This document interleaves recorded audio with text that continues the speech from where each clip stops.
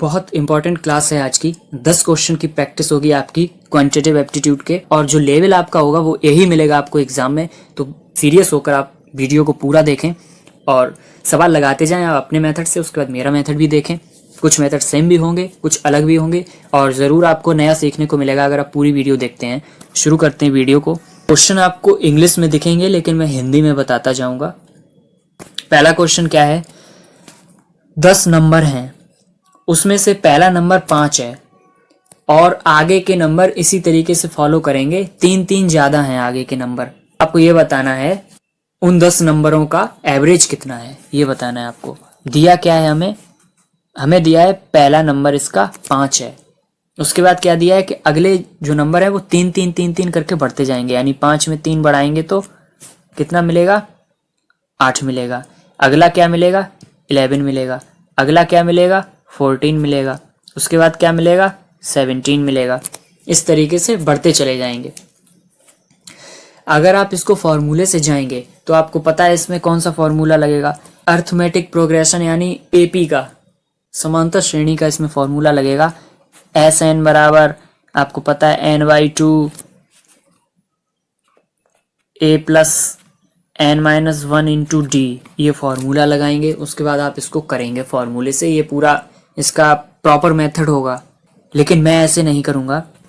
देखिए इसको कैसे करेंगे, मैंने इतनी डिजिट लिख ली है, मुझे पता है 10 हैं, और एवरेज निकालने का मतलब होता है कि किन्हीं भी संख्याओं का एवरेज कैसे निकालते हैं, बीच का नंबर ही एवरेज होता है। तो यहाँ पर 10 हैं तो बीच के कोई 2 होंगे, कोई एक तो मिलेगा नहीं, यानी 4 इधर मिलेंगे, 4 इधर मिलेंगे, बीच के कोई 2 बचेंगे। तो यहाँ से 4 लीजिए, लेफ्ट साइड से जहाँ से मैंने लिखे हैं 1 2 3 4 हो गए। इसका मतलब है 17 के बाद आएगा 20, 17 और 20 का ही नंबर आपका एवरेज होगा। देखिए एवरेज कैसे निकालेंगे, क्योंकि आपको पता है इनका सीक्वेंस सेम है, इनके बीच में डिफरेंस 3 ही चल रहा है। कोई ऐसा नहीं है कुछ नंबर अलग है कुछ अलग है, नहीं है, एक ही प्रॉपर वे में चल रही है, सीरीज चल रही है। तो जब सीरीज चल रही है तो बीच के नंबर का सम करिए, 17 + 20 और डिवाइड बाई 2 कर दीजिए। कितना हो जाएगा ये, 17 + 20, इसका मतलब हो गया 37 डिवाइड बाई 2, दैट्स मीन 18.5। तो इसका एवरेज हो जाएगा 18.5, यही आपका आंसर है। 18.5 ही इसका एवरेज हो जाएगा 10 नंबरों का। नेक्स्ट क्वेश्चन पे चलते हैं। इसमें क्या दिया है, फाइंड द डिफरेंस CI और SI के बीच में अंतर बताना है, यानी कंपाउंड इंटरेस्ट चक्रवृद्धि ब्याज और SI साधारण ब्याज सिंपल इंटरेस्ट के बीच में आपको डिफरेंस बताना है। जब 1 साल का प्रिंसिपल है आपका 12,500, रेट है आपकी 4% पर एनम, लेकिन ये रेट आपकी अर्धवार्षिक कैलकुलेट की जाएगी, तब आपको साधारण ब्याज और चक्रवृद्धि ब्याज में अंतर बताना है। कैसे करेंगे इसको, तो देखिए SI की अगर बात करें यानी कि सिंपल इंटरेस्ट की, तो 12,500 का अगर हम 4% निकालेंगे तो ये कितना आएगा, ये आएगा 500 रुपये। 500 रुपये साधारण ब्याज है सिंपल इंटरेस्ट पर, 500 रुपये। अब बात करते हैं CI की। देखिए CI में ये दिया है 4% वार्षिक है, लेकिन अर्धवार्षिक काउंट करना है, इसका मतलब 2% बन जाएगा। अब आपको पता होगा 2% कितना होता है, 1/50। इसका मतलब है पहले 50 से 51 बना, दूसरी साल भी 50 से, मतलब दूसरे छमाही में भी 51 बना है। ये हो जाएगा 2500, ये हो जाएगा 2601। अब आपको पता होगा ये जो होती है वो होती है सम, जो हमने लगाया है या लिया है या दिया है किसी को, और ये ब्याज मिलने के बाद अमाउंट बनती है। तो हमारे हिसाब से ये है सम, लेकिन सवाल में दिया है 12,500, इसको इक्वल कर दीजिए 12,500 के। अगर इसको आप सॉल्व करेंगे तो यहाँ से एक की वैल्यू निकल के आएगी 5 रुपये। कितनी आएगी, 5 रुपये। अब आपको यहाँ दिख रहा है कि जो ये 2500 था ये था 2600, यानी CI में डिफरेंस, CI कितना था 2601 में अगर 2500 माइनस करते हैं तो ये आएगा 101। ये CI था, लेकिन हमारे हिसाब से 1 की वैल्यू 5 है। अगर 1 की वैल्यू 5 है तो 101 में 5 का मल्टीप्लाई करेंगे तो ये बनेगा 505। ये है CI। CI कितना आया? 505 रुपये। SI कितना था? 500 रुपये। डिफरेंस कितने का है? 5 रुपये का। इसका मतलब है CI माइनस SI जो हमसे पूछा है वो सिर्फ 5 रुपये है। यही इसका आंसर है। नेक्स्ट क्वेश्चन पे चलते हैं।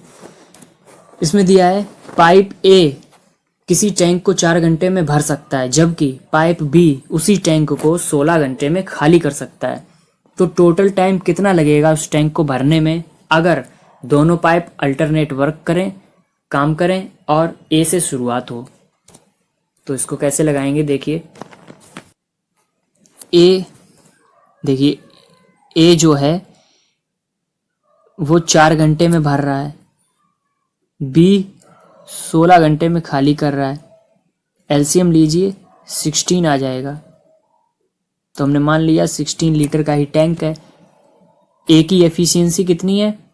+4, 4 लीटर पर मिनट मान लीजिए, कुछ भी मान लीजिए, उससे मतलब नहीं है। बी की क्या हो जाएगी? -1 लीटर पर मिनट।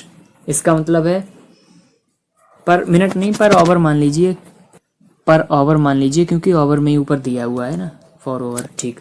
अब देखिए ए की एफिशिएंसी कितनी है? 4 लीटर 1 घंटे में भर सकता है टैंक। बी की एफिशिएंसी कितनी है? 1 लीटर खाली कर देगा 1 घंटे में। अल्टरनेट वर्क करना है दोनों को और ए से शुरुआत होगी। पहले 1 घंटे में ए आया, 4 घंटे भर के चला गया। बी आया, बी 1 घंटे में 1 खाली कर गया। ओवरऑल 2 आवर में क्या हुआ? 3 लीटर टैंक भर गया। ठीक है ना, 3 लीटर भर गया। अब इसके पेयर बनाइए। पहले 2 घंटे में 3 भरा, दूसरे में 3 भरा, तीसरे में 3 भरा, चौथे में 3 भरा। ओवरऑल कितना भर गया? ये 12 लीटर भर चुका है टैंक। कितने घंटे में? तो 2-2 के पेयर थे ये, ध्यान रखना है आपको। 2-2 के पेयर हैं, यानी 8 आवर। 8 घंटे में 12 लीटर भर चुका है। नेक्स्ट कौन आया? अब ए आएगा। ए की एफिशिएंसी कितनी है? 4 लीटर पर आवर। ज़रूरत कितनी है? 16 का टैंक है, 12 भर चुका है, 4 की ही ज़रूरत है, यानी पूरा अगला 1 आवर ले लेगा ए, 4 लीटर भर के कंप्लीट काम हो जाएगा। इसका मतलब है 8 घंटे ये और 1 घंटा ये। टोटल कितना टाइम लग रहा है? टोटल टाइम लग रहा है 9 आवर। 9 घंटे में टैंक भर जाएगा इस तरीके से। नेक्स्ट क्वेश्चन पे चलते हैं। इसमें क्या कहा है? 28 लीटर का कोई मिक्सचर है जिसमें मिल्क, वाटर, मिल्क और शुगर का रेशियो दिया है 3:4:7। कोई दूसरा मिक्सचर है, इतनी ही अमाउंट है, कितनी? 28 लीटर ही।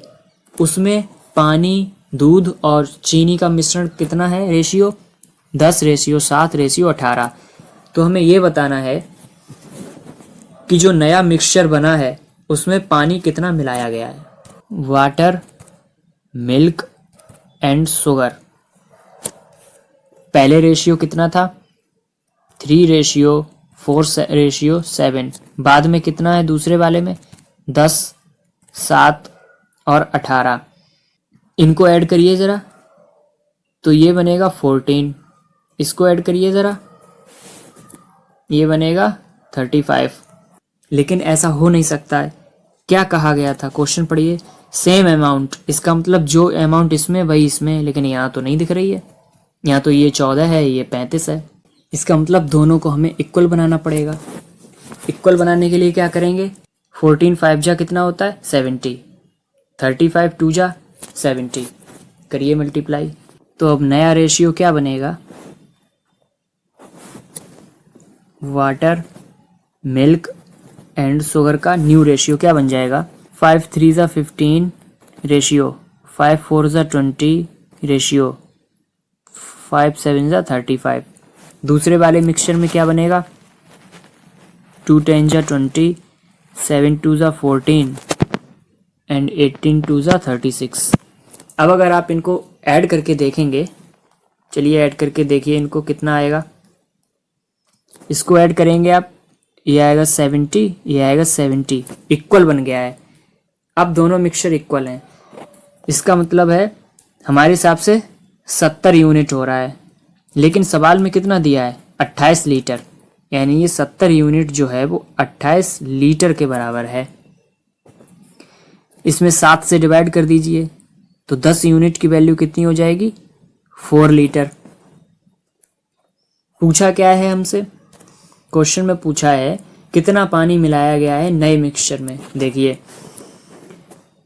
पहले ये कितना पानी था 15 था इसमें, उसके बाद दूसरे में कितना है 20, यानी 5 यूनिट मिलाया गया है। हमने 10 यूनिट की वैल्यू निकाली, 10 यूनिट की वैल्यू कितनी निकाली 4, हमें चाहिए 5 की, यानी यहाँ 2 से डिवाइड लगा दीजिए, यहाँ 2 से डिवाइड लगा दीजिए, तो 5 यूनिट की वैल्यू कितनी आ जाएगी 2 लीटर। इसका मतलब है 2 लीटर पानी मिलाया गया था, यही आंसर है। नेक्स्ट क्वेश्चन पे चलते हैं। इसमें क्या कहा है, कोई बोट है जो अप स्ट्रीम टाइम ले रही है 10 घंटे का कोई डिस्टेंस कवर करने में, वही डिस्टेंस कवर करने में 4 घंटे ले रही है बोट जब डाउन स्ट्रीम जा रही है, यानी धारा की दिशा में जा रही है। तो हमें रेशियो बताना है speed of boat and speed of stream, यानी धारा की चाल, नाव की चाल और धारा की चाल का अनुपात बताना है। देखिए ये बहुत सरल सवाल है, दिखने में इतनी बड़ी लैंग्वेज है इसकी, लेकिन इसको लगाएंगे कैसे। देखिए down stream upon up stream, यहाँ पर लिखेंगे टाइम, यहाँ लिखेंगे स्पीड। देखिए टाइम कितना दिया है, डाउन स्ट्रीम में 4 घंटे ले रहा है, अप स्ट्रीम में वही 10 घंटे ले रही है नाव। आपको एक कॉन्सेप्ट पता होना चाहिए यहाँ पर, अगर T1 इक्वल्स टू T2 होता है कि S 1/T के प्रोपोर्शनल होता है, यानी व्युत्क्रमानुपाती होता है। देखिए अब यहाँ पर ये कॉन्सेप्ट इसमें लगना है। इसका मतलब क्या है, डाउन स्ट्रीम में टाइम ले रहा है 4, अप स्ट्रीम में टाइम ले रहा है 10। इसका मतलब है टाइम और स्पीड का रेशियो इन्वर्स हो जाता है, तो डाउन स्ट्रीम में स्पीड होगी 10 और अप स्ट्रीम में स्पीड होगी 4। देखिए ये डाउन स्ट्रीम में कैसे आई होगी, नाव की चाल प्लस धारा की चाल, तभी तो बनेगा। और अप स्ट्रीम में कैसे बनेगी, नाव की चाल माइनस धारा की चाल। ठीक है, अब ये देखिए 10 कैसे बन सकता है और नीचे 4 कैसे बन सकता है। तो देखिए 7 में अगर 3 जोड़ते हैं तो 10 बनेगा, 7 में अगर 3 माइनस करते हैं तो 4 बनेगा। कंपेयर कर दीजिए, x 7 के बराबर है, y 3 के बराबर है, यानी x हमारी नाव है, y हमारी स्ट्रीम है। रेशियो कितना आ जाएगा 7:3, यही आंसर है। कुछ सॉल्व भी नहीं करना था, ये ओरल हो जाता। मैंने समझाए हैं सारे सवाल, इसलिए आपको लेंदी और टफ लग रहे होंगे। एक बार आप समझ जाएंगे तो आपको सरल लगेंगे। नेक्स्ट क्वेश्चन पे चलते हैं।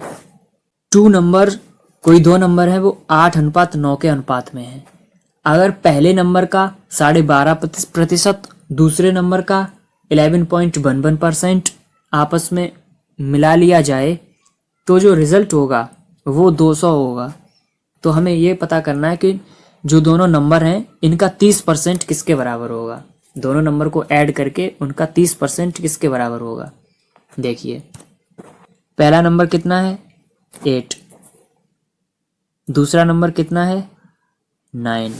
तो आपको ये चीज़ पता है कि 12.5% का मतलब होता है 1/8, 11.11% का मतलब होता है 1/9। ये चीज़ नहीं पता है तो आप इसमें लगे रहेंगे बहुत देर तक। इसलिए मैं कहता हूँ फ्रैक्शनल वैल्यू याद करना बहुत ज़रूरी है।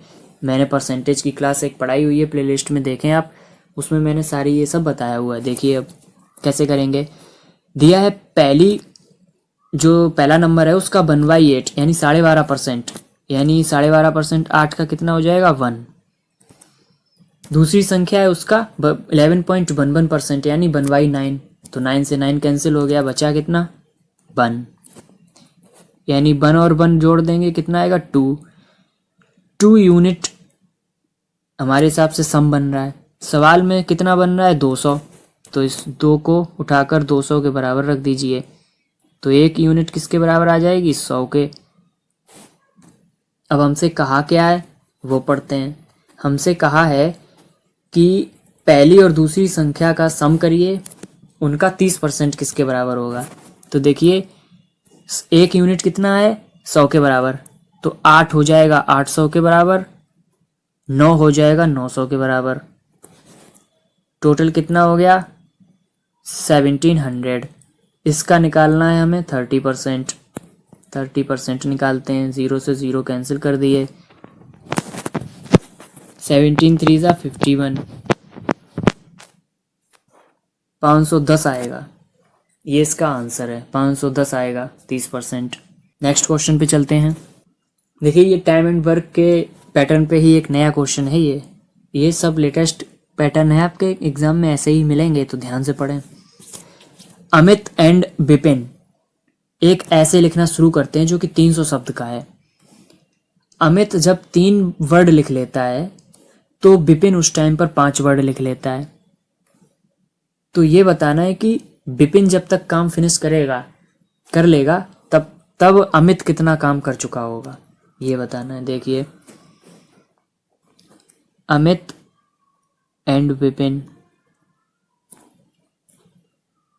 वर्क कितना कर रहे हैं और एफिशिएंसी कितनी है। ये वर्क कर रहा है अमित 3 वर्ड, विपिन 5 वर्ड, तो एफिशिएंसी अमित की 5 बनेगी, विपिन की 3 बनेगी।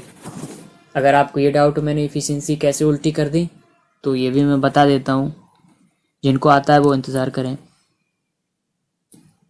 एलसीएम कितना हो जाएगा 15, तो ए की एफिशिएंसी कितनी होगी 5, बी की कितनी होगी 3। आप समझ गए, ये एफिशिएंसी आ गई। तो 5 की एफिशिएंसी से 300 वर्ड टाइप करने हैं, इसको कितना टाइम लगेगा, मान लीजिए 60 सेकंड लग रहे हैं। ओके, 3 की एफिशिएंसी से ये 300 वर्ड टाइप करेगा, इसको कितना टाइम लगेगा, इसको 100 सेकंड लग रहे हैं। ठीक है, ये सेकंड मैंने अपनी तरफ से मान लिए। अब पूछा क्या है क्वेश्चन में, जब तक विपिन पूरा काम कर रहा है, यानी 100 विपिन ने फिनिश कर लिया काम, तब तक अमित ने कितना किया है, अमित ने 60 किया है, तब तक 60 किया है, और इसको परसेंट में हमें बताना है। तो 100 से 100 कैंसिल हो गया, यानी 60% काम किया है तब तक अमित ने। अगर ऐसा सॉल्व नहीं करते तो आप डायरेक्ट देख के ही बता सकते थे कि 100 है उसने 60 किया है, इसका मतलब 60% किया है। तो यही आंसर है इसका। नेक्स्ट क्वेश्चन पे चलते हैं। 2 टाइप की शुगर हैं जिनका अलग अलग कॉस्ट है, एक 25 रुपये किलो है, एक 40 रुपये किलो है। दोनों शक्करों को मिला दिया गया है 2:3 के अनुपात में। तो मिक्स प्राइस उसका बताना है कितना हो जाएगा।